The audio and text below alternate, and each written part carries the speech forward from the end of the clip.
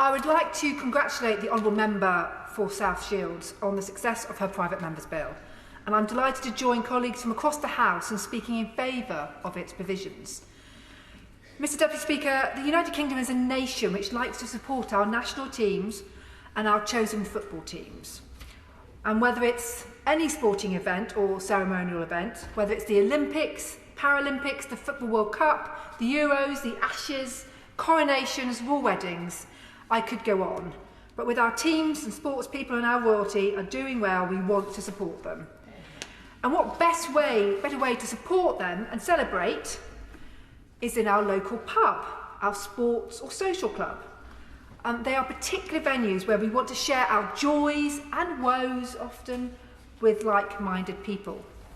That is why this bill is to provide a blanket extension of licensing hours makes sense to allow people to gather to mark an occasion of exceptional international, national or local significance. Would my honourable friend allow? Of course. My honourable friend is absolutely right about moments of celebration in pubs. Now, she represents the cities of London and Westminster, and I expect she has the most pubs in any single constituency.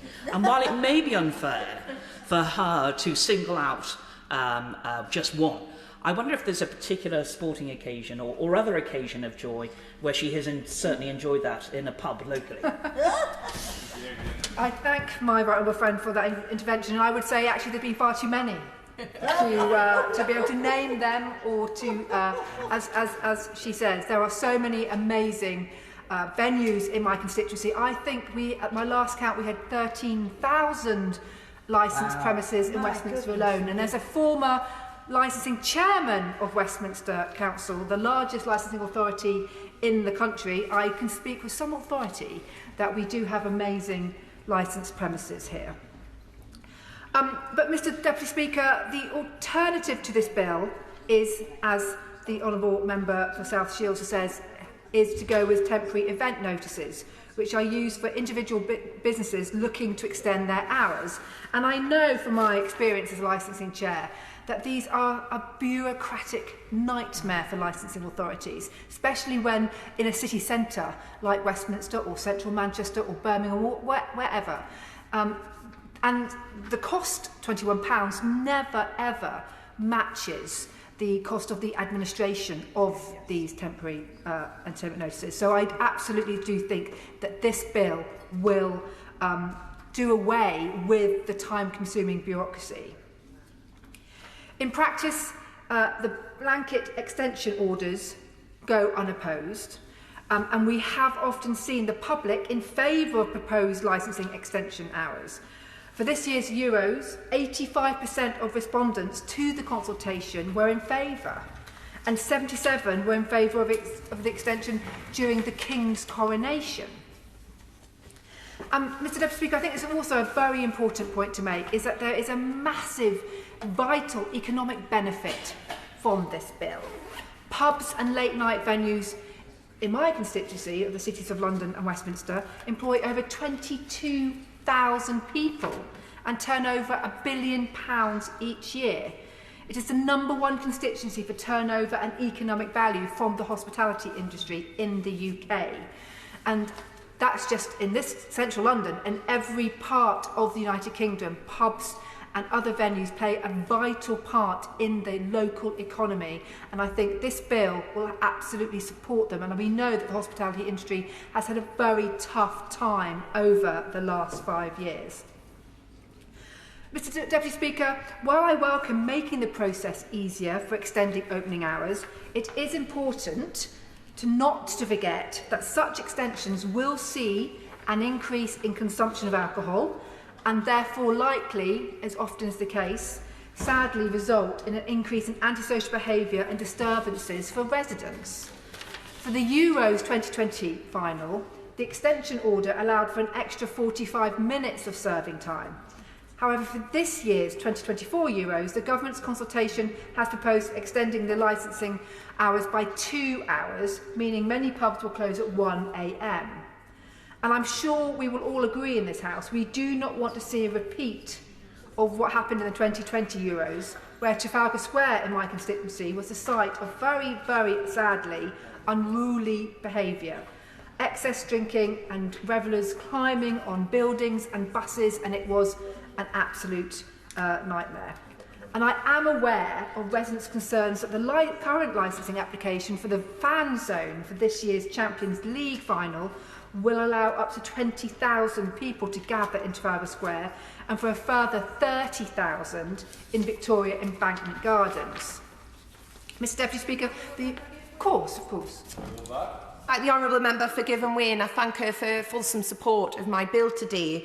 And I just want to stress to the House and the honourable member that there will be continued consultation with police and with local authorities even while my bill is in play. We are simply changing the parliamentary process here, not the process that happens outside of this place. I just want to give her that assurance.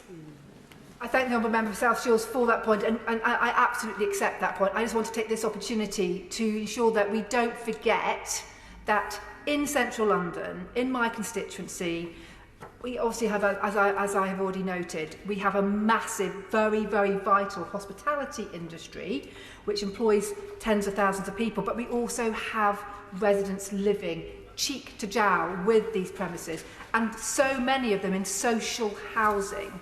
I was actually visiting a social housing block in Mayfair last week, and you wouldn't really expect to see social housing in places like Mayfair, but we do. We have social housing in Mayfair, Belgravia, Soho, Marylebone, and therefore it's really important that we don't forget that.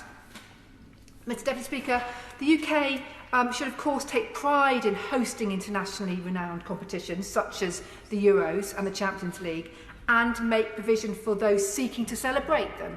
And I absolutely understand why the government and the GLA want to have fan zones. But I'm also aware that local councillors, businesses and residents in the St James's ward do object to the licensing application for the fan zone on the basis that the venue and location are wholly unsuitable.